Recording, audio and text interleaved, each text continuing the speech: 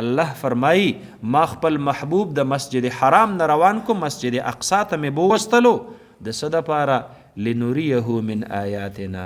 الله فرمایي دې دپاره چې زه ورته خپل عجایب د قدرت وښایمه چې زما سره دا طاقت هم شته دی چې زه د سترګو په رف کې تا په سوونو په زرګونو میله فاصله په هغې باندې دې زه پار کولی شم او بیا هغه زما مخلوقات چې تر اوسه پورې ما چاته هم نه دي ښودلي چې وړمبی اسمان دی، دویم اسمان دی، دریم اسمان دی، څلورم اسمان دی، سدرة المنتهی ده او دا د جنت او د دوزخ د هغې سیل دی.